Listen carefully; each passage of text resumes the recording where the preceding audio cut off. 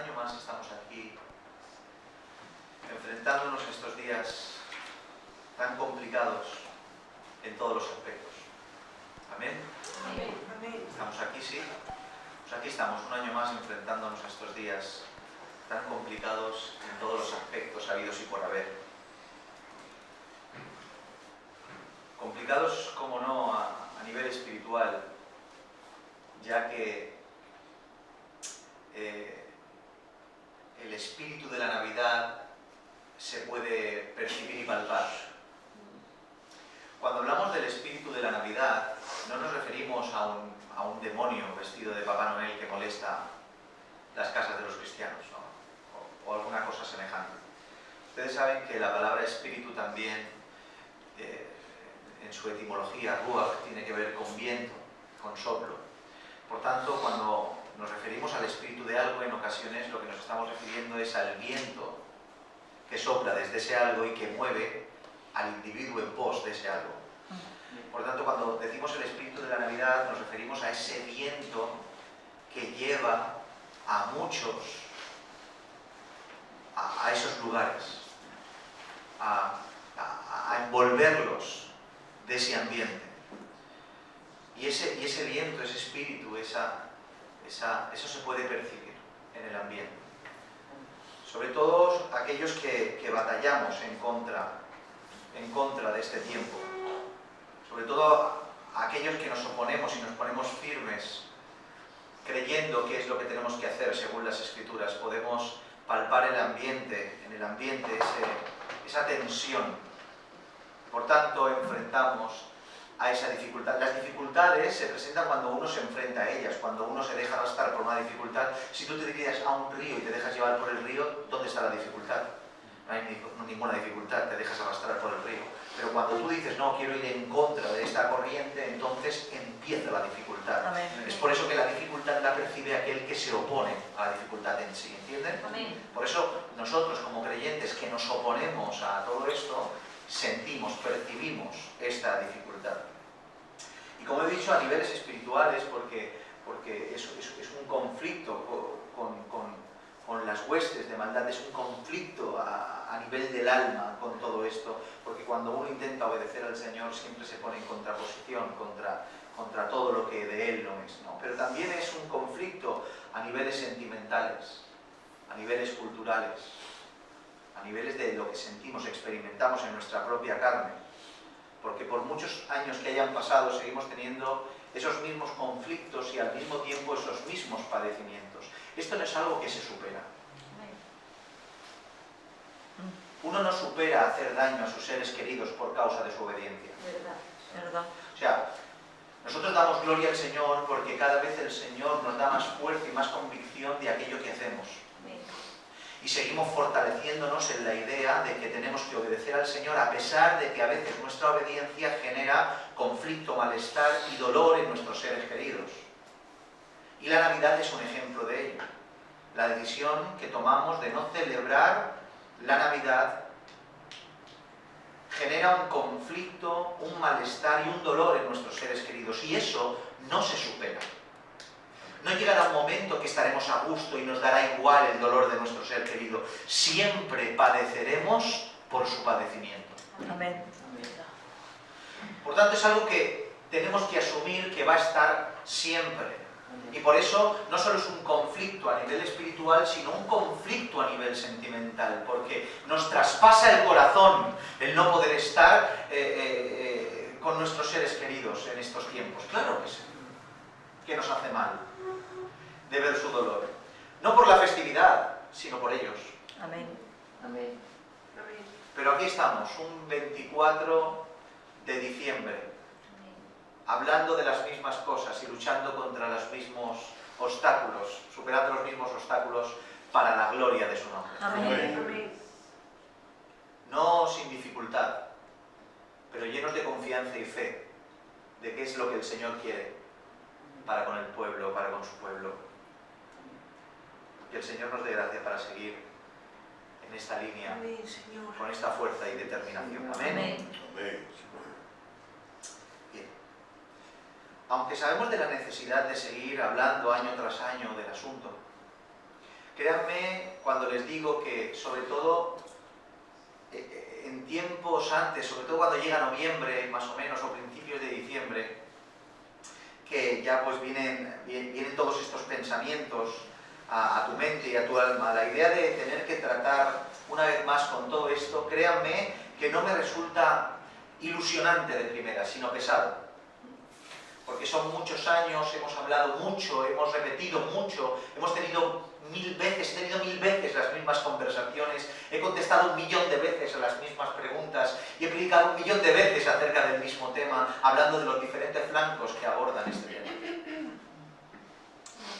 Y de primeras no es ilusionante, sino incluso tedioso en ocasiones de decir otra vez se acerca esto, otra vez tenemos que enfrentarnos a lo mismo y con responsabilidad de hablar de lo mismo. No obstante, siempre ocurre algo que de alguna manera impulsa nuestra alma y encela nuestra alma a volver a enunciar la verdad. Amén.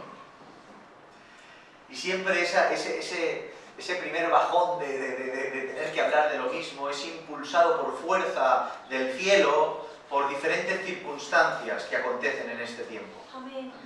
Y en estos últimos años, y este año ha ocurrido exactamente lo mismo que el año pasado y el anterior, es que últimamente el mes de diciembre se ha convertido para muchos cristianos no solo en el mes de celebrar la Navidad, como es normal para ellos, sino el mes para reivindicarla.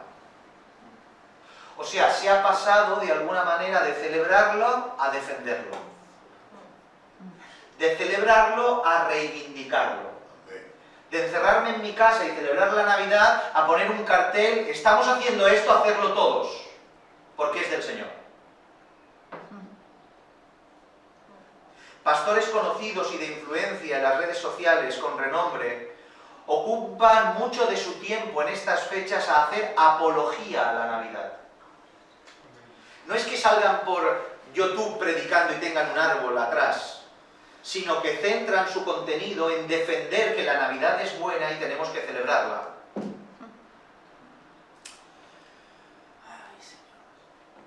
No solo celebran sin más, sino que reivindican la fiesta como el momento ideal del año para compartir el Evangelio. ¿Qué mejor momento que este? Que todo el mundo está reunido en conmemoración del nacimiento de Cristo, aunque no haya nacido Cristo el 25 de diciembre, porque lo tienen que admitir. ¿Qué mejor momento que anunciar el Evangelio?, dicen.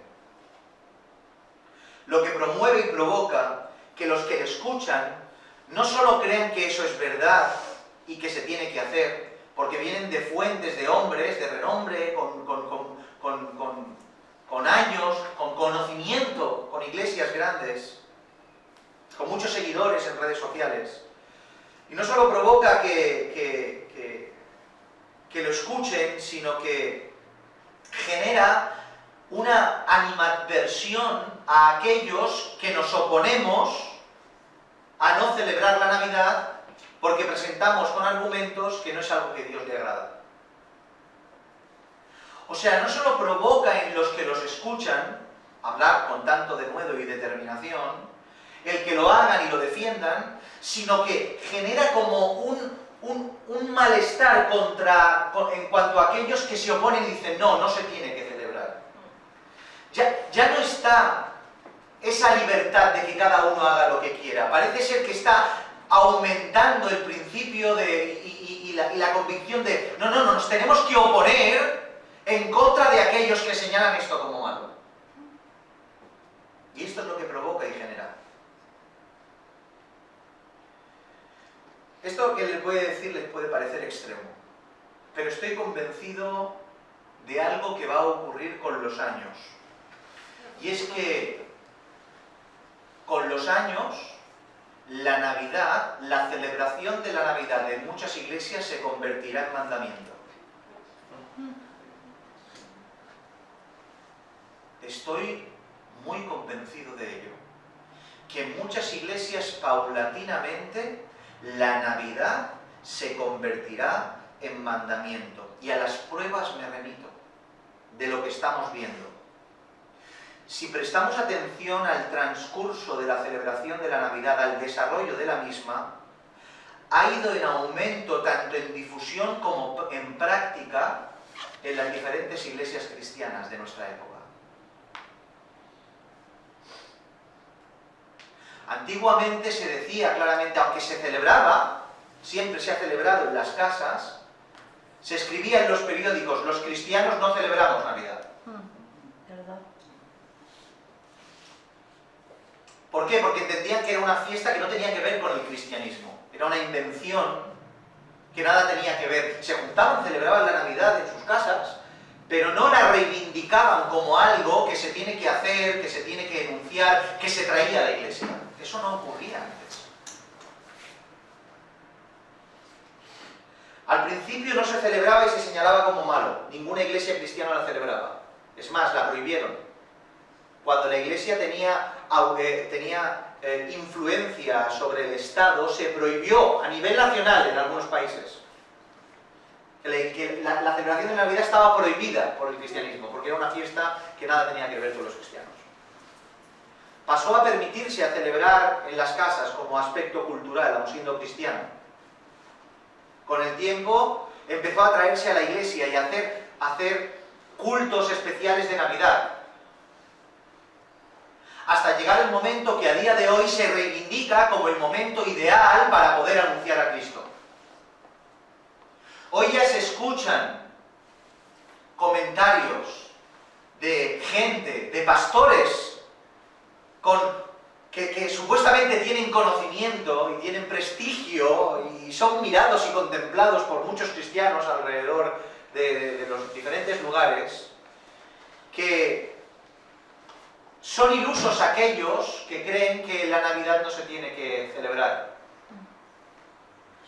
Que son incompetentes aquellos y que no saben lo que dicen aquellos que se oponen a la Navidad. Se mofan, se ríen y nos tienen por ignorantes, por posicionarnos en contra de esta festividad.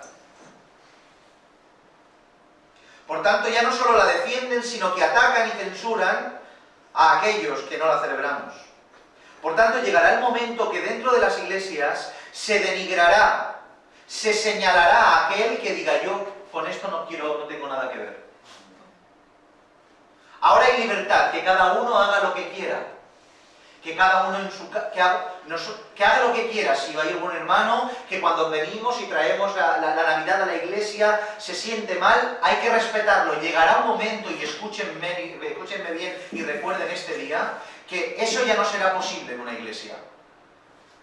Llegará un momento que la persona que diga no quiero celebrar la Navidad será la señalada, la radical, la que no se sujeta a las verdades, la que no quiere anunciar a Cristo, la que desperdicia el momento, convirtiéndose paulatinamente una fiesta pagana e idólatra, llena de mentira y desvarío, en un mandamiento.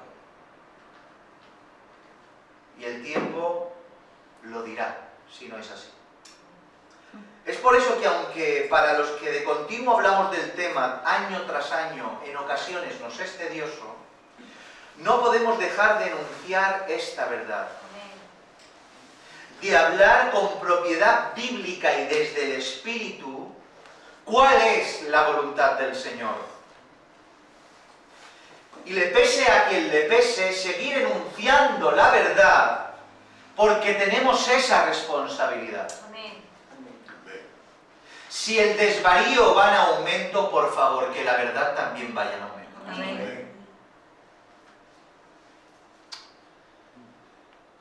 Así pues, en el día de hoy,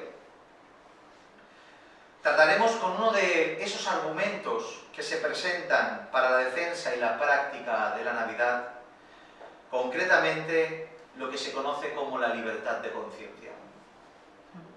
¿Amén? Amén. Libertad de conciencia. Y vamos a intentar abordar este punto muy rápidamente para refrescar esto que hemos dicho y hemos explicado en diferentes ocasiones, pero quizá más centralizado solamente en este punto de la libertad de conciencia, la libertad que tiene un cristiano a la hora de decidir ciertos aspectos de sus prácticas y costumbres. Para eso vamos a leer Juan, capítulo 8, versículo 31 y 32. Evangelio de Juan, capítulo 8, versículos 31 y 32.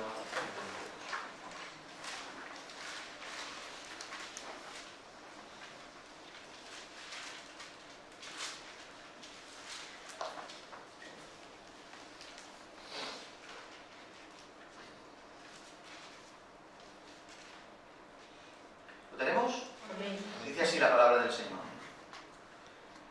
Dijo entonces Jesús a los judíos que habían creído en él: si vosotros permaneciereis en mi palabra, seréis verdaderamente mis discípulos y conoceréis la verdad, y la verdad os hará libres. Una vez más la parte final. Y conoceréis la verdad, y la verdad os hará libres. Amén. Muy rápidamente y sin dar muchos rodeos para ir directamente al grano y que nadie se nos confunda. ¿Qué es la libertad de conciencia? ¿Qué es la libertad de conciencia? Diremos que la libertad de conciencia básicamente tiene que ver con esa libertad que tenemos como cristianos para actuar en base a nuestra conciencia en las diferentes ocasiones en las que las Escrituras no muestran una restricción o dirección explícita al respecto. En otras palabras, cuando no sabemos exactamente qué es lo que dice la Escritura respecto a un tema, es la libertad de conciencia la que dirige y la que determina qué es lo que voy a hacer. Respetando a cada cual en base a su conciencia respecto a lo que tiene que hacer. ¿Entienden esto? Amén. El texto clave para esta cuestión es el que encontramos en la carta escrita por Pablo a los romanos, en el capítulo 14, versículos 5 y 6. Dice así: uno hace diferencia entre día y día, otro juzga iguales todos los días. Cada uno esté plenamente convencido en su propia mente. El que hace caso del día, lo hace para el Señor. Y el que no hace caso del día, para el Señor no lo hace. El que come, para el Señor come. Porque da gracias a Dios. Y el que no come, para el Señor no come, y da gracias a Dios. ¿Han notado qué texto más interesante y explícito en cuanto al tema que estamos hablando, de la libertad de conciencia de cada cual? El apóstol Pablo nos enseña de una forma clara que existen ciertas cuestiones que se legislan en base a la conciencia del que las practica. ¿Amén? Amén. Otra vez. El apóstol Pablo nos enseña de una forma clara que existen ciertas cuestiones que se legislan en base a la conciencia del que las practica. O sea, no hay una ley explícita que a veces que me diga haz esto, haz aquello. Por tanto, hay una ley en nuestra conciencia que nos...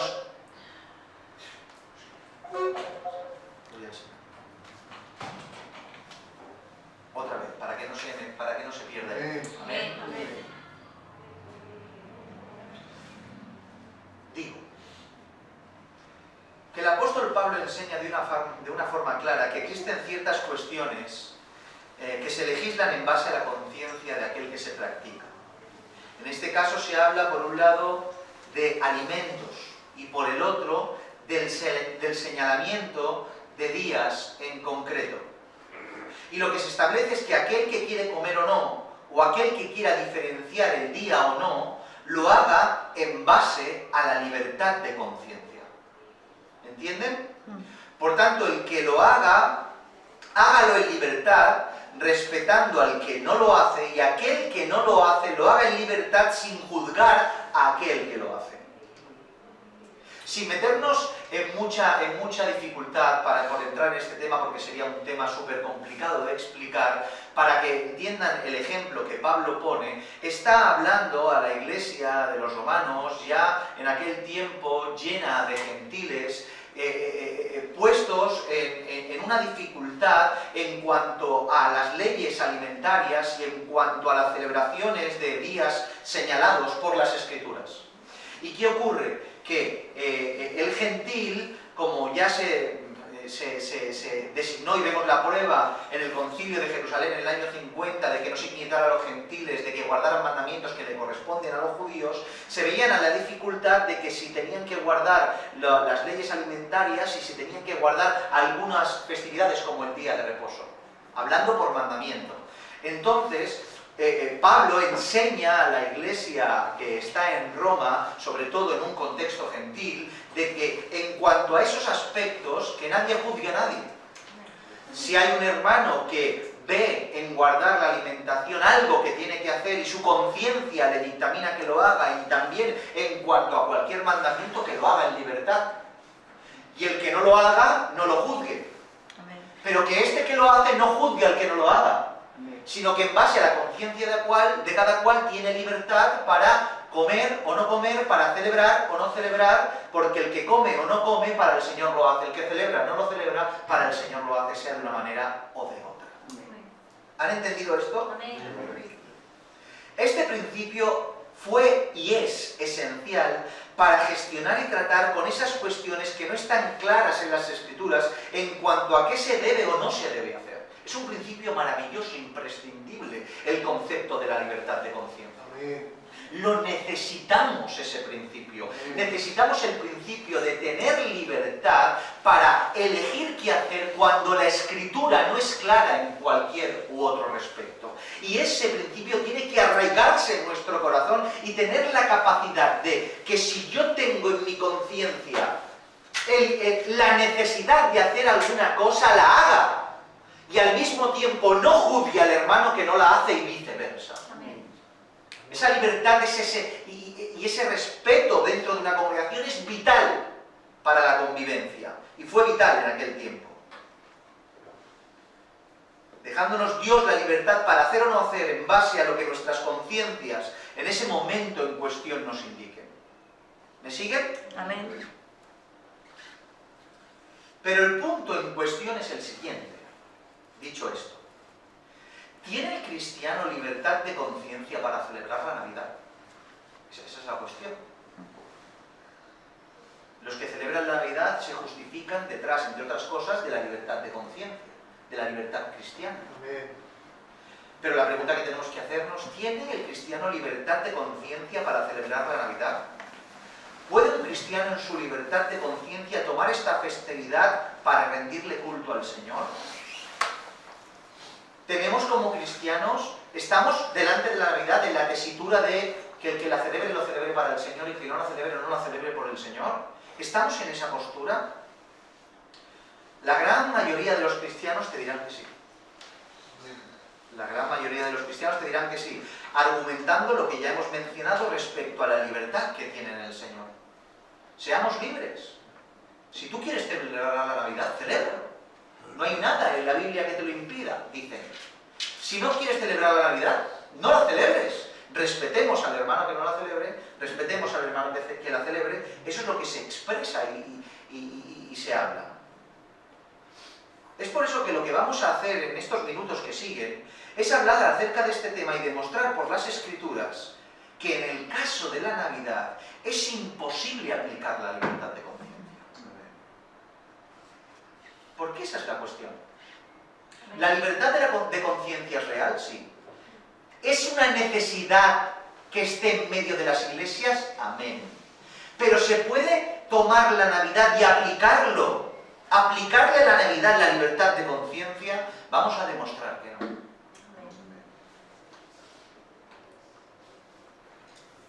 Para eso vayamos por partes. Atendamos en primera instancia las dos palabras que enuncian este principio: conciencia y libertad.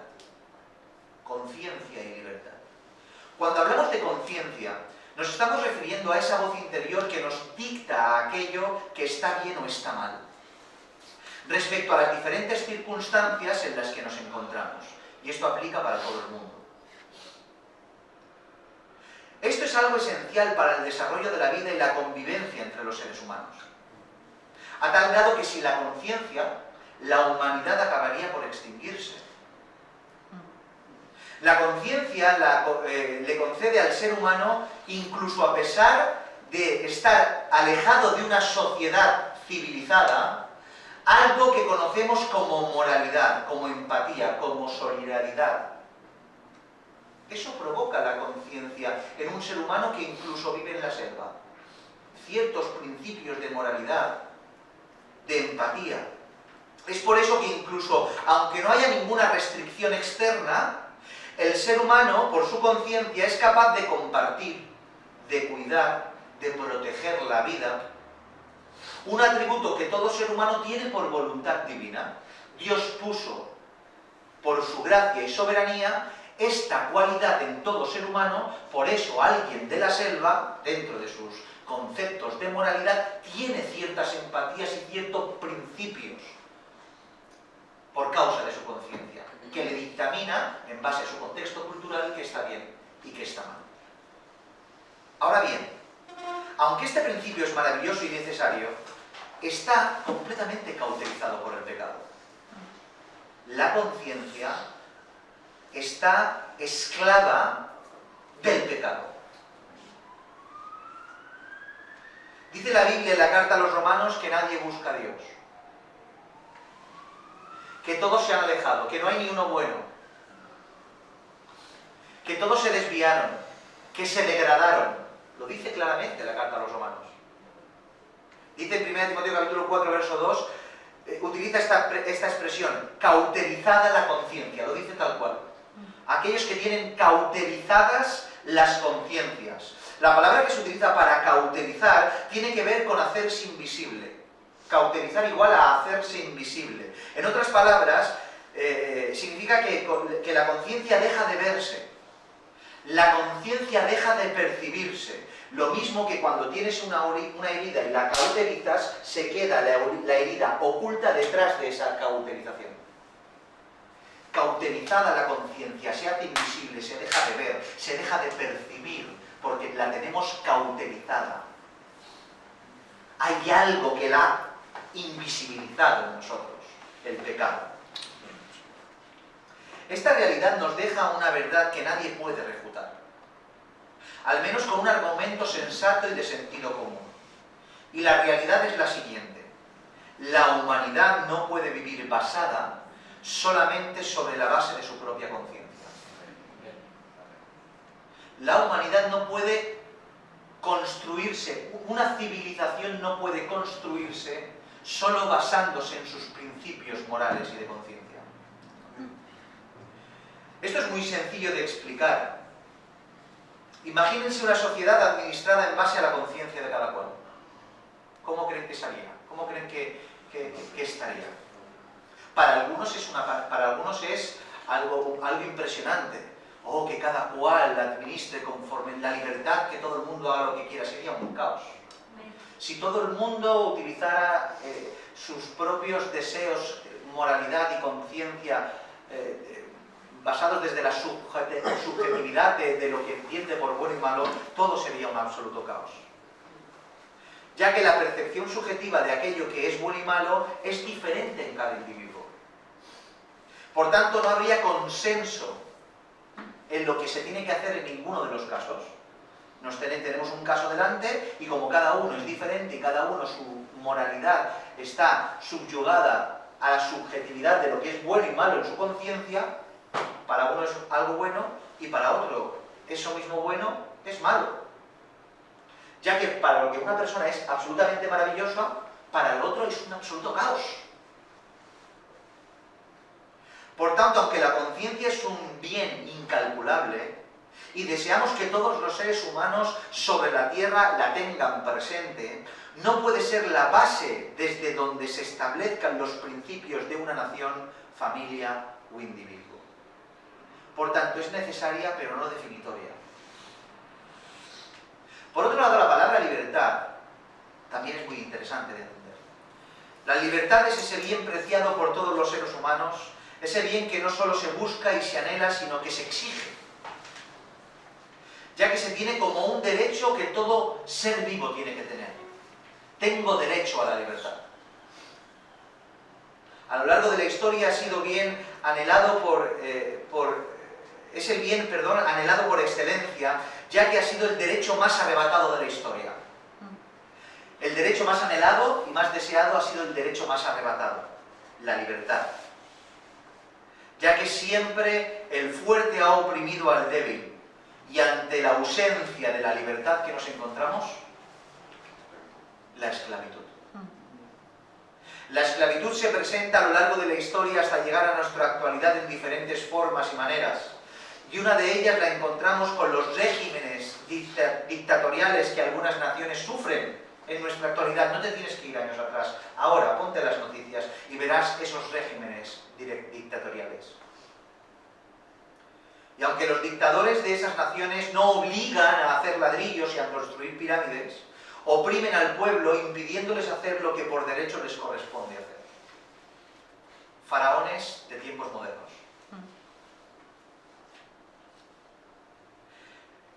En un contexto bíblico, el cual es el que nos importa, la libertad también es un bien preciado por excelencia. Como cristianos, deseamos ser libres. Nuestro texto de referencia así nos lo expresa. La verdad os hará libres, dice el Señor. Pero no solo la libertad se expresa en esa porción de las Escrituras, sino que corre por toda la Biblia en forma explícita y como concepto o principio fundamental. ¿Qué persigue aquel que es esclavo? Ser libre. ¿Quién te concede la libertad? Cristo. Gálatas capítulo 5, versículo 1 dice: estad pues firmes en la libertad con que Cristo nos hizo libres y no estéis otra vez sujetos al yugo de esclavitud. ¿Notan? Segunda de Corintios capítulo 3, versículo 17 dice: porque el Señor es el Espíritu y donde está el Espíritu del Señor, allí hay libertad. Una libertad concedida por gracia a precio de sangre. Amén. Si hay algo que el sacrificio en la cruz por Jesucristo nos otorga, es la libertad. Libertad en cuanto al pecado, libertad en cuanto a ese pecado que nos tenía presos y esclavos de la maldad y nuestra propia conciencia caída. Por tanto, la libertad es el bien preciado por excelencia, a tal grado que es el propósito principal de la cruz: proporcionar libertad a aquellos que creen en ella. Así pues, entendiendo lo que significan estos términos, entendemos mejor la primera definición que hicimos respecto a lo que es la libertad de conciencia. Ese recurso dado por Dios, esa licencia de lo alto, de poder escoger desde nuestra libertad qué es lo que hacer cuando el escenario que tenemos delante no es negro, no es blanco, sino gris. Ya que el Señor nos ha proporcionado una libertad, una conciencia descauterizada por el mal. Y en esa libertad y en esa conciencia libre del mal, nos da la licencia, ojo con la licencia, de decidir en base a lo que sentimos y experimentamos desde su espíritu con nuestro espíritu, a determinar qué hacer cuando hay algo que no es blanco ni negro, sino que es gris. No es cualquier cosa que Dios nos permita decidir así. Como hemos dicho, la libertad de conciencia es un recurso bíblico necesario. ¿Me van siguiendo? Amén. Todo lo que vamos hablando es un recurso bíblico necesario para desenvolvernos en este tipo de situaciones. Pero para que este recurso esté bien aplicado, escucha bien, tiene que estar delimitado por ciertos principios que impiden que esta libertad se transforme en libertinaje. Lo voy a volver a repetir porque esto es esencial. Tenemos un principio necesario concedido por Dios que tenemos que utilizar y practicar en medio de la Iglesia: la libertad de conciencia. Pero para que este principio se aplique de una manera correcta, tiene que estar delimitado y controlado por ciertos aspectos que no permitan, que impidan, perdón, que la libertad se transforme en libertinaje. Los seres humanos somos tan perversos y débiles que la carne está al acecho en todo momento para encontrar cualquier resquicio o ocasión para satisfacer nuestros deseos. ¿Se han dado cuenta que a la mínima la carne sale como una serpiente, como un león intentando devorar lo que le apetece? estás tranquilo, estás bien y sale ahí de repente, porque está al acecho. Los seres humanos somos así. Y en ocasiones, escucha bien, satisfacemos nuestros deseos poniendo como excusa lo santo. A veces satisfacemos nuestros deseos carnales poniendo como excusa lo santo. Utilizamos lo santo para satisfacer nuestra carne. Qué delito más grande, ¿verdad? ¿Cómo hacemos esto? Pues utilizando los supuestos vacíos legales de las Escrituras, las licencias para hacer lo que nos plazca. Ustedes han visto cuando la Escritura nos enseña a exhortar que es necesario, sin embargo lo que haces es vaciar tu vientre de penas contra alguien porque lo único que tienes contra esa persona es rencor. Y con la excusa del mandamiento no le hablas para restaurarle, sino para hacerle mal y restregarle en la cara lo que ha hecho. Eso es utilizar, es un ejemplo de utilizar lo santo para satisfacer los deseos de la carne. Es así de simple. En ocasiones nos escudamos tras la libertad de conciencia, mis hermanos, un aspecto de santidad utilizado para satisfacer la carne. Nos escudamos tras esa libertad de conciencia para hacer lo que en realidad nuestra carne desea. Decimos cosas como, a mí esto no me hace mal, a mí esto no me genera ningún mal, yo lo puedo hacer porque no me carga ni me daña, yo estoy bien, si a ti te hace mal no lo hagas, a mí no me afecta para nada. Por eso vemos cristianos a día de hoy practicando y participando en todos y cada uno de los eventos, acontecimientos y festividades culturales que el mundo puede ofrecer. Porque como según ellos no hay un mandamiento explícito, claro, que diga qué fiesta o qué celebración o de qué manera puedes hacer esto, ¿no? O no, y lo ponen en el marco de los grises, se justifican detrás de la libertad de conciencia diciendo que no les hace mal para acudir a todo tipo de eventos, festividades y celebraciones. Es por eso que los cristianos no hay una fiesta que no la celebren del mundo. Justificados detrás de la libertad de conciencia. Dios me ha hecho libre y a mí no me hace nada mal. Yo no cometo ningún pecado, la celebro. Y la Navidad está en este listado de celebraciones que se practican justificados detrás de la libertad de conciencia. Este principio bíblico que el Señor nos permite y nos otorga. Pero las Escrituras nos enseñan no solo que este recurso es esencial, sino, como hemos dicho, que tiene que estar controlado, delimitado.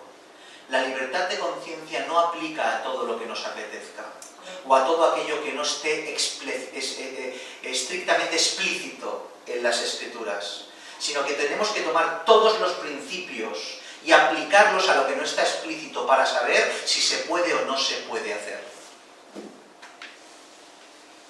La Escritura no te va a decir cómo tienes que vestir en el siglo XXI, porque no está actualizada en cuanto a la moda, pero sí está actualizada en cuanto a el recato. Amén. Por tanto, tomo el principio del recato y lo aplico a la moda del siglo XXI, aunque no haya nada explícito en cuanto a qué tengo que ponerme o no en la actualidad. ¿Entienden el principio? Amén. No puedo aplicar la libertad de conciencia a mi forma de vestir, aunque no enseñe nada. Pero yo no puedo vestir como si saliera de un concierto de heavy metal o fuera un cantante de reggaetón. Porque hay ciertos principios que me lo impiden, porque no todo vale. Aunque no todo esté explícito en la Escritura, porque los principios morales me impiden que mi libertad de conciencia haga lo que quiera. ¿Entienden esto? Por un lado nos encontramos con textos que nos enseñan lo que recién estamos mencionando al respecto de nuestra carne. Primera de Pedro capítulo 2 versículo 16 dice, como libres. ¿Somos libres o no? Amén. Como libres. Pero no como los que tienen la libertad como pretexto para hacer lo malo, sino como siervos de Dios. Amén. Para la gente esto es incompatible cuando tienes una conversación. Porque la libertad para algunos tiene que ver con que me dejes tranquilo. Pero resulta que la Escritura dice, sé libre, pero no tomes la libertad como pretexto para hacer lo malo, que es lo que se hace. Se toma la libertad de conciencia y la libertad cristiana para hacer lo que me apetece, y no como siervos de Dios. Gálatas capítulo 5, versículo 13 dice, porque vosotros, hermanos, a libertad fuisteis llamados.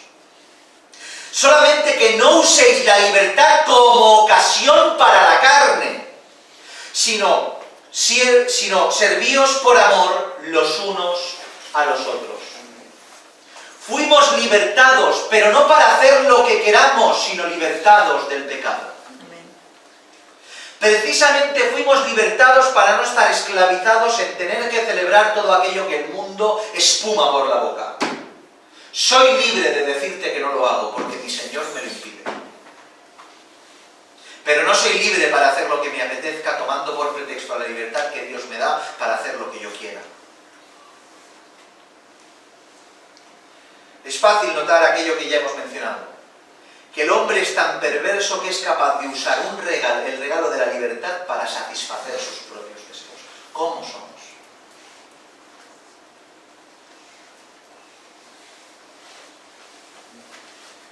Pero por otro lado, la Escritura nos enseña cuál es el medio que controla esto, que legisla, que limita la libertad y que evita que la carne tome provecho. ¿Y cuál es el principio que lo delimita todo? ¿Lo saben? Las Escrituras. Las Escrituras delimitan y ponen cerco a la libertad cristiana que viene del cielo. La libertad cristiana, la libertad de conciencia no... La libertad de conciencia tiene cercos que la delimitan. No abarca todo lo que uno quiere, sino que está encapsulada en los límites que Dios ha determinado por el mandamiento. ¿Entienden esto? En nuestro texto de referencia leíamos lo siguiente. Juan capítulo 8, versículo 31-32. Dijo entonces Jesús a los judíos que habían creído en él, si vosotros permaneciereis en mi palabra, seréis verdaderamente mis discípulos y conoceréis la verdad, y la verdad os hará libres. Vemos como el Señor Jesucristo les enseña a aquellos que habían creído en él la esencia de la libertad, la naturaleza de la libertad. Y esa esencia parte de dos principios fundamentales. El primero, conocer la verdad. Y la verdad era Él mismo. La verdad es Cristo. Amén. Y Cristo es la verdad. Amén. La libertad no la produce ningún sistema creado por el hombre, ni siquiera ningún sistema religioso o teológico que esté desvinculado de Él. La verdad es Él. Amén. Y sin Cristo no hay libertad. Ya puedas tener todo el conocimiento del mundo, la libertad la proporciona Cristo. Amén. En Él seremos verdaderamente libres. Pero lo segundo está estrechamente ligado con lo primero. Y es que para permanecer en Él, para permanecer en la verdad que proporciona esa libertad, es necesario permanecer dentro del perímetro de sus palabras. Por eso dice que si permaneciereis en mi palabra, verdaderamente seréis mis discípulos. O sea, el conocerle a Él y recibir la libertad no está exenta de que ahora soy libre y hago lo que quiera. Ya no estoy bajo la ley, sino bajo la gracia, el texto más malinterpretado del universo. Cristo me ha salvado, me ha librado para hacer lo que yo quiera. Eso no es verdad. Ahora dejamos de ser esclavos del pecado para ser esclavos de Cristo. Amén. Por tanto, Él dice que la libertad que nos concede está delimitada por permanecer en el mandamiento. Si permaneciereis en la verdad que yo os enseño, estaréis en mí. Por tanto, el límite de la libertad, el límite de esa libertad, en ese sentido, de la libertad de acción, está supeditado a seguir lo que Cristo dijo y Cristo enseñó, sus mandamientos, su palabra. Si permaneciereis en mi palabra, seréis mis discípulos. Esto que acabamos de mencionar, cuando lo piensas bien y lo comparas, a muchos cristianos en la actualidad te encuentras con algo que se repite de continuo. Y es que aunque todos admiten que sin Cristo no hay libertad, muchos desechan la idea de las Escrituras como el objeto que proporciona libertad. Más bien, todo lo contrario. ¿Se han dado cuenta que cuando hablas de mandamientos lo relacionan con esclavitud? Como si la Escritura fuera algo que te enyuga para mal, cuando en realidad te pone un yugo para bien. Este es un principio que no solo está en toda la Escritura, sino en la propia concepción de lo que es la libertad. La libertad necesita ley. El concepto per se de la libertad necesita ley a todos los niveles, no solo religiosos, sino también seculares. ¿Amén?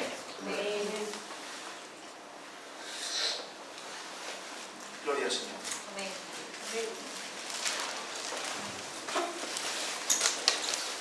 Decíamos que la libertad en sí necesita ley para que la libertad pueda ser real.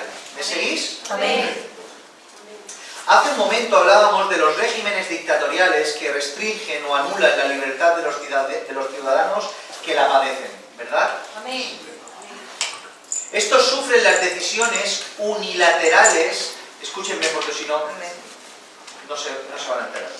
Y es necesario entender cada punto para saber de lo que estamos hablando. Digo que hace un momento hablábamos de los regímenes dictatoriales que restringen o anulan la libertad de los ciudadanos que la padecen. Estos sufren las decisiones unilaterales de su dictador, que lo único que hacen y lo único para que sirven es para crear leyes y regímenes que sirven a su propia conveniencia. La precariedad laboral, la escasez de alimentos, el nulo acceso a la vivienda y cosas necesarias para la vida se hacen imposibles cuando hay un dictador que hace lo que le da la gana. Que según él lucha por la libertad, un país idílico, lleno de libertad para todo el mundo. Es toda una mentira. ¿Y cómo puede cambiarse todo eso en una nación, de una nación dominada por un régimen dictatorial a una nación libre? Cuando la democracia se implanta en el lugar y con ella las leyes que permiten dicha libertad. Porque la ley te da libertad. Amén. Si han escuchado bien, la ley da libertad, las leyes son las que permiten la libertad y lo van a entender muy fácilmente. Por ejemplo, en un país democrático y civilizado existen leyes como el derecho de la propiedad privada. ¿Sí? Este es el derecho que te permite que tus bienes sean tuyos y de nadie más, y que nadie tenga derecho a tomarlos cuando les apetezca. Nadie tiene derecho a tomar tus bienes, ni siquiera un rey, como antes pasaba, que hoy en día existe, exprópiese y te quitan tu casa. En un régimen dictatorial ocurre eso, pero cuando la ley está, no ocurre eso, te ampara, te da el derecho a la propiedad privada. Y para que esa ley se cumpla existe el castigo. Para que ese derecho de la propiedad privada existe la ley que castiga a aquellos que infringen dicho principio. Por tanto, la ley, al mismo tiempo que proporciona libertad al justo, castiga al impío que quiere arrebatársela. Así pues, la ley en un país, la ley en una nación, proporciona libertad cuando éstas se cumplen y se obligan a que se cumplan. Pues este principio es el que encontramos en las Escrituras y es uno de los propósitos de la ley de Dios: proporcionar libertad. Y ahora iremos al lugar. Santiago capítulo 1, versículo 25 dice: mas el que mira atentamente a la perfecta ley, la ley de la libertad, y persevera en ella, no siendo oidor olvidadizo, sino hacedor de la obra, este será bienaventurado en lo que hace. ¿Qué cosas que separan la libertad de la ley? Y Santiago la asume. La ley de la libertad.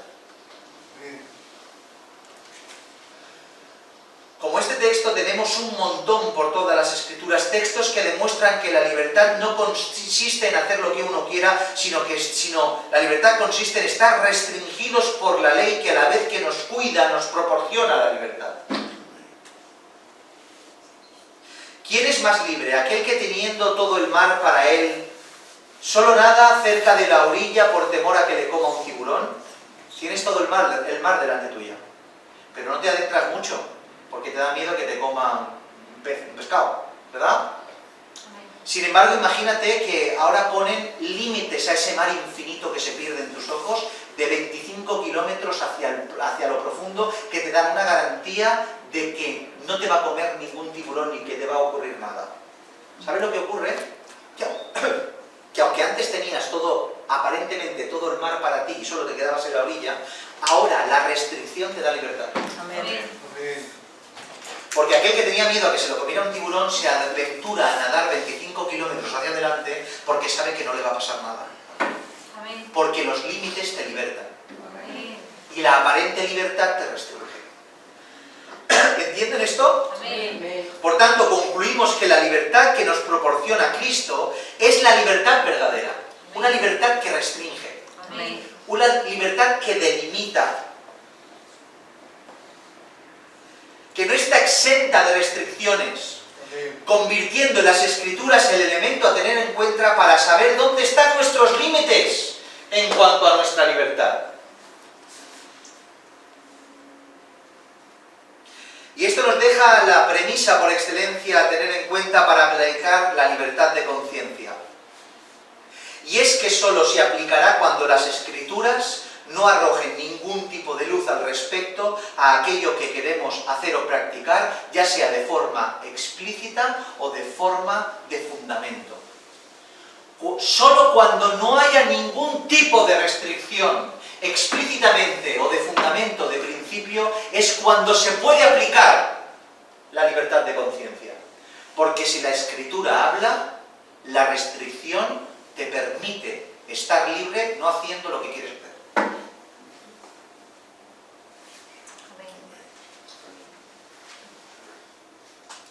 Habiendo recordado todo esto en cuanto a lo que en realidad es libertad de conciencia, la libertad de conciencia está delimitada por lo escrito, volveremos a hacer la pregunta. ¿Es la Navidad una práctica que al no tener referencias bíblicas de qué es lo que uno tiene que hacer o no hacer, una festividad a practicar justificada por el principio de la libertad de conciencia? En mi opinión, mis hermanos, tengo que decir que la respuesta es un rotundo no. No aplica la Navidad. Porque la Navidad no es una festividad que se quede al margen de los principios restrictivos que la Escritura nos enseña al respecto de aquello que podemos o no podemos hacer, sino todo lo contrario. Y como encontramos principios restrictivos en cuanto a celebrar la festividad de la Navidad, no podemos aplicar la libertad de conciencia, porque entonces no sería una libertad en Cristo, sino una libertad de la carne. Porque saltaríamos las vallas que nos pone la Biblia para tener libertad, utilizando la libertad de conciencia como pretexto para poder satisfacer nuestros deseos, porque la Navidad no está exenta de principios bíblicos para poder celebrar la libertad. Es evidente que no vamos a encontrar ningún pasaje que mencione la Navidad explícitamente. Sería caer en un anacronismo el mencionarlo, porque aunque sus orígenes se remontan a Nimrod, en cuanto al origen de la Navidad, no encontramos atisbos en ella tal como conocemos en la actualidad, muchos siglos después de que la Escritura fuera impresa, escrita, registrada, canonizada. No obstante, cuando pones la Navidad enfrente y la analizas tal como se debe, desde todos sus flancos, y haces un examen exhaustivo a lo que es, a lo que provoca, a lo que hace, a lo que se dice, cuando la pones enfrente tuya y la analizas como corresponde, no ignorándola porque deseas celebrarla, te encuentras que todos los principios bíblicos no dejan títere con cabeza en esta festividad.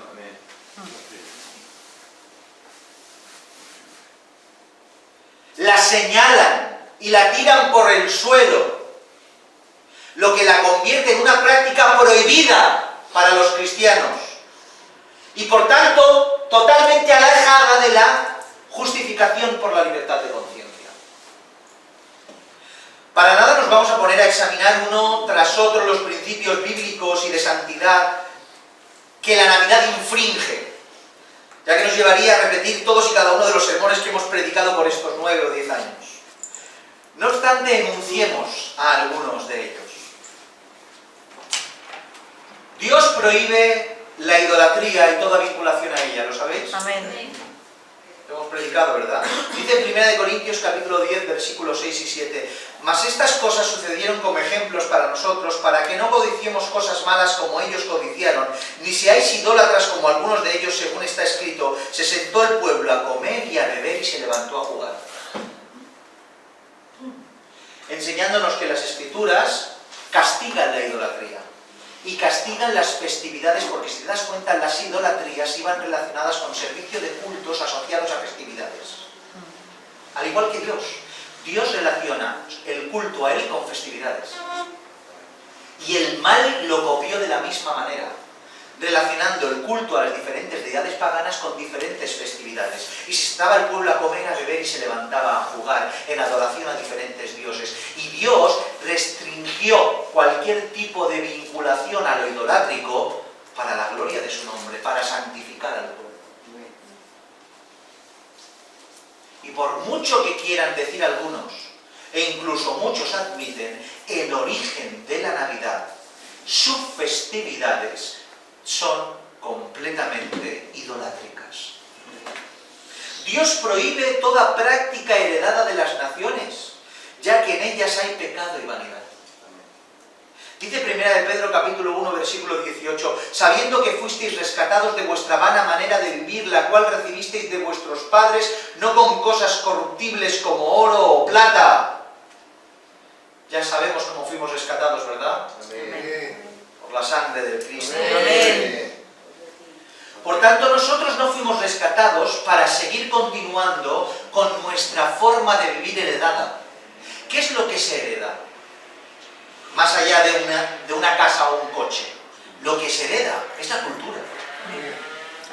Lo que pasa de generación en generación es la forma de ser, la forma de pensar, la idiosincrasia, la ideología, la forma de celebrar, de hacer, de moverte. Eso es lo que se hereda de padres a hijos. ¿Y qué es el orgullo máximo? Que el hijo tome todo aquello que su padre le legó. Amén. Pero cuando llegamos a Cristo, eso lo rompe. Por eso es tan difícil ser cristiano, y solo los cristianos que verdaderamente han sido regenerados pueden hacerlo. Porque se rompe la cadena. Porque ya no es tu herencia, ya no es la de tu padre carnal, sino la de tu padre espiritual. Y la Escritura te dice que rompas con esa, la llama vana manera de vivir. El tesoro de la humanidad para Dios es vano. La herencia que recibes de tu padre, la herencia que recibimos de nuestros padres, para la Escritura es una vana manera de vivir, heredada de nuestros padres. Y el Señor prohíbe adaptar aquello que hemos recibido de nuestros padres a nuestra vida cristiana. Lo que nos dice es quitarlo, porque ya somos nuevas criaturas y todas las cosas son hechas nuevas. ¿Y qué es la Navidad? ¿Una festividad bíblica? No lo es. Incluso los que las defienden a ultranza tienen que admitir que no lo es, porque no está por ningún sitio. La Navidad es una herencia. Es una herencia cultural heredada de nuestros padres. Por eso está tan arraigada. No porque salga alguien por la tele y ponga un árbol, sino porque tus padres, nuestros padres, nos la inculcaron desde niños en la sangre. Y relacionamos la Navidad con el amor fraternal y el amor familiar que tenemos con nuestros padres. Por tanto, desarraigarnos de la Navidad es de alguna manera desarraigarnos de nuestra familia. Porque es algo heredado, porque la cultura es lo que nos define. Pero el Señor te dice que no. Por tanto, la Navidad entra dentro de aquello que tiene que ser abandonado, que la Biblia la llama vanidad, y esa vanidad, esa mala manera de vivir de nuestros padres tiene que ser sacada de nuestra vida y de nuestro diario vivir. Dios prohíbe muchas cosas como el despilfarro, como la glotonería, como las borracheras, principios que son fundamentales en estas festividades. Estas festividades se disfrazan en muchas ocasiones. Hay gente que no, hay gente que es verdad que las transforma en un servicio de culto constante, es una realidad. Pero hay gente que no, que las disfraza de otras cosas. Y desde que llega diciembre ya el nervio ya corre por todo, por el cerebro. Y ya empieza todo el ataque de nervios. Sí, se ve, se percibe. La gente cambia. El rostro cambia, se muda. ¿Por qué? Porque no está pensando en el nacimiento de Cristo. Está pensando en el ande. Es una realidad. Es verdad. Y por mucho que se disfrace de todo eso, están deseando el árbol, están deseando las cenas, y están deseando algo que va más allá, que tiene que ver con glotonerías, que tiene que ver con borracheras, que tiene que ver con festividades, que tiene que ver con todo eso, con el despilfarro. Y dice la Biblia en Romanos 13:13, andemos como de día, honestamente. Dice, no en glotonerías y en borracheras, no en lujuria y en lascivias, no es contiendas y en envidias. Proverbios 21:20, tesoro precioso y aceite hay en casa del sabio. Dice, mas el hombre insensato todo lo disipa. Hablando del despilfarro, que se gastan lo que no tienen. Se gastan lo que Dios, la provisión de Dios se la gastan en lo que no tienen, envuelto en despilfarro, en glotonerías, en bebidas, en borracheras, en mentiras. Gálatas capítulo 5:19, manifiestas son las obras de la carne, que son adulterio, fornicación, inmundicia, lascivia, idolatría, hechicerías, enemistades, pleitos, celos, iras, contiendas, disensiones, herejías, envidias, homicidios, borracheras, orgías y cosas semejantes a estas, acerca de las cuales os amonesto, como ya os lo he dicho antes, que los que practican tales cosas no heredarán el reino de Dios. Esto lo decimos mucho, pero es una realidad. ¿Se han dado cuenta de las marcas y señales de guerra, las marcas y señales que quedan en las iglesias después de la Navidad? Amén. A ver, si es algo tan bueno, si es algo que no daña, si es algo que está tan bien, si es algo que es del Señor, si es algo que es familiar, ¿por qué las iglesias cuando después de las Navidades están destrozadas y por los suelos? ¿Por qué? ¿No será porque no es tan bueno y no es del Dios? Amén. ¿No será porque el Señor no quiere nada de esto? ¿Cómo va a ser bueno cerrar el culto un 22 de diciembre y abrirlo un 6 de enero? ¿Me lo quieren decir? Por favor, mis hermanos. Por favor, seamos sensatos. ¿Qué estáis diciendo? ¿Qué queréis decir? ¿Qué queréis exponer? ¿Detrás de qué os justificáis? Más sensato es alguien que dice, quiero celebrar la Navidad porque me gusta, Así es. que justificar todas estas locuras. Así es. Amén. ¿Dios prohíbe la mentira o no? Salmo 101:7, por tomar otro verso, no habitará dentro de mi casa el que hace fraude, el que habla mentiras no se afirmará delante de mis ojos. La mentira es mentira. Y la Navidad está construida desde una mentira. Amén. Y ninguna mentira procede de la verdad. Amén. Es una mentira, es una absoluta mentira. Mentira desde su fundamento, mentira lo que se dice, mentira desde donde se construye, mentira lo que se hace, mentira las motivaciones que la motivan. Todo es mentira. En la Navidad todo el mundo se quiere, pero es mentira, porque al día siguiente se olvidan de los padres, de los hermanos, de los amigos, ya nadie quiere a nadie. Es un espíritu, un viento que te lleva te envuelve en esa mentira para poner una cara que no es la real. El hijo que ama al padre lo demuestra 365 días al año, no viajando 1000 kilómetros para estar con papá en Navidad. Que ese lo quiere más, porque es un día. El que lo quiere más es el que está todos los días con él. Todos los días. Y si tiene una necesidad se desvela y pierde de su dinero, de su trabajo. Ese es el amor verdadero, el que pierde.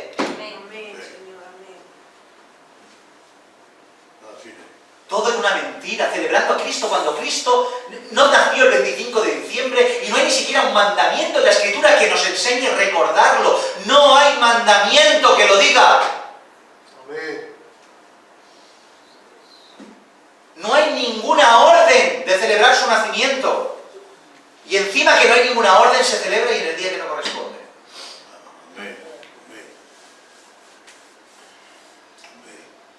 Toda una mentira.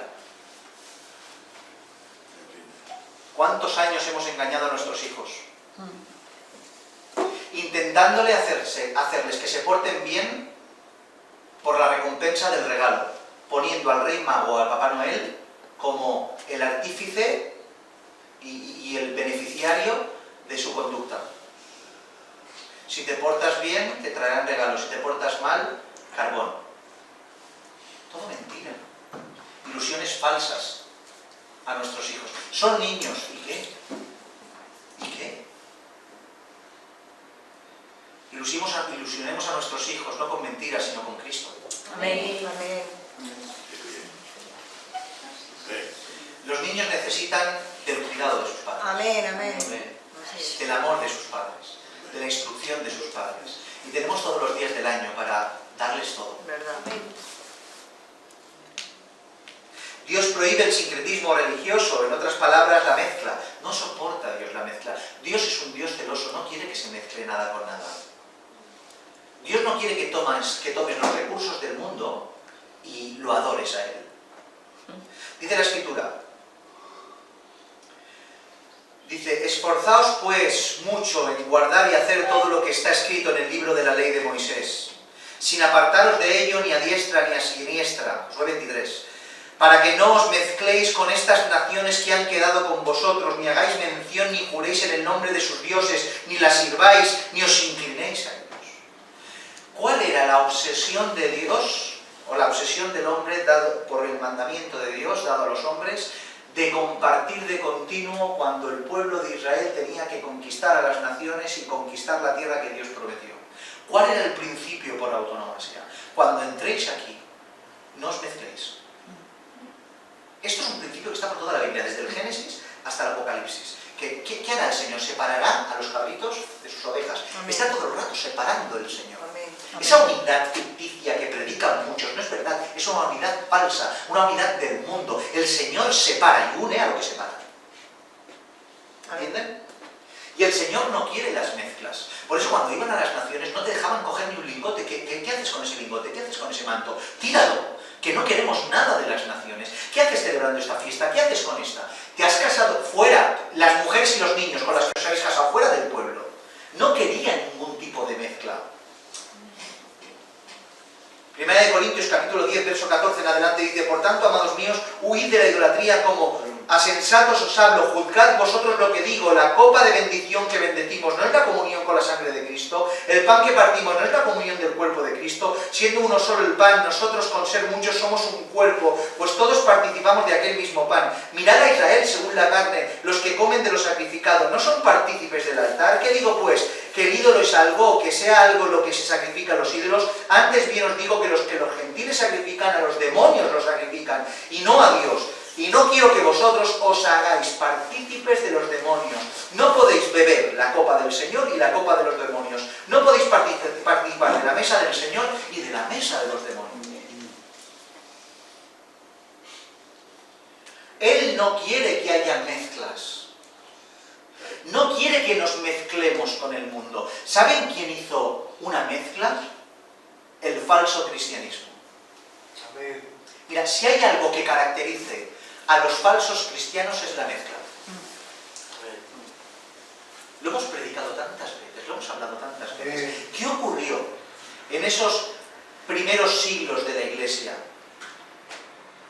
Cuando la verdad empezó a diluirse y de alguna manera algunos quisieron separarse de las verdades de las Escrituras, que empezaron a mezclarse para ganar más adeptos.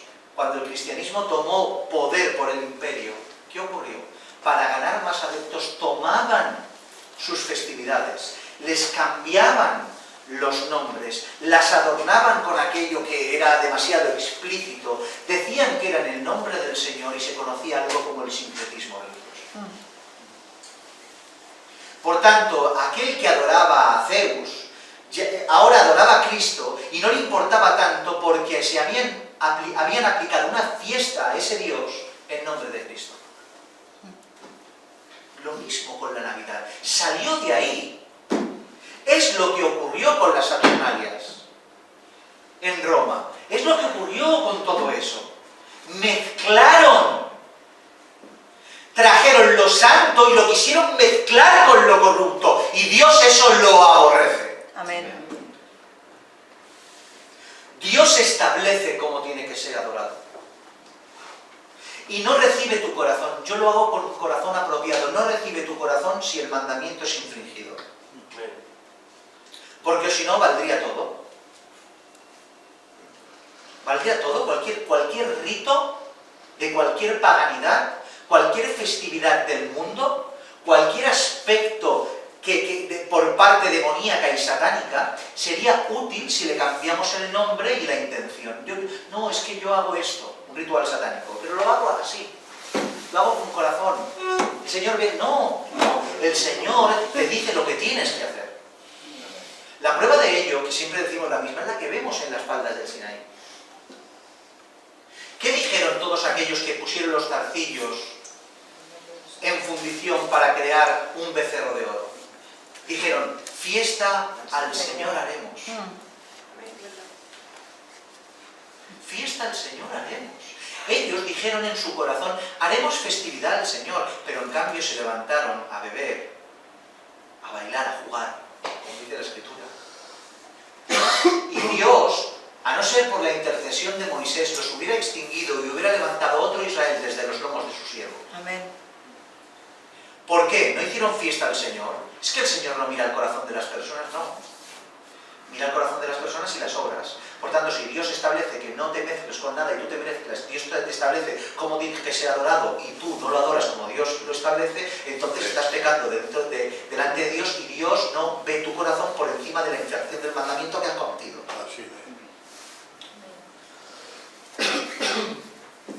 Por tanto, no podemos tomar la Navidad, como hacen muchos, y tomarla como el día, es que lo dicen así, mis hermanos, es que me pone mal, como el día predilecto. ¿Cómo vamos a desaprovechar la mejor oportunidad del año? Dicen. La mejor oportunidad del año de predicar que Cristo nació. ¿Quieres utilizar la Navidad para predicar a Cristo? Predica a Cristo diciendo que eso es una mentira y predica a Cristo. Lo mismo, no predicas a Cristo, no predicas la verdad, ¿por qué te tienes que unir a esto? Yo se lo digo el por qué, porque en realidad detrás de todo esto está el deseo imperioso de celebrar y ir en consonancia con el mundo. Porque quieres sentarte, porque no hay justificación alguna. Porque lo dicen, es que ya lo confiesan, es que me encanta la Navidad. Por tanto, concluimos, mis hermanos, que como hemos dicho, cuando uno pone la Navidad enfrente como objeto de estudio, de a ver lo que señala la Biblia en cuanto a si la Navidad puede estar sujeto a la libertad de conciencia, la Navidad cae por su propio peso, porque todos los mandamientos y principios de las Escrituras que encontramos en las Escrituras la derrumban. No le queda nada a la Navidad, porque todo lo que la Navidad es, infringe o un principio o otro que está establecido en las Escrituras.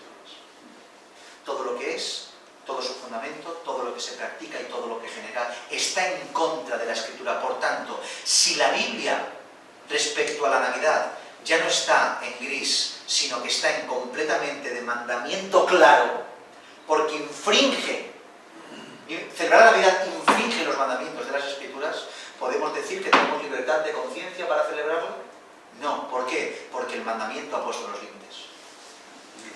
Entonces, si el mandamiento ha puesto el límite, no podemos justificarnos detrás de la libertad de conciencia para celebrar la Navidad.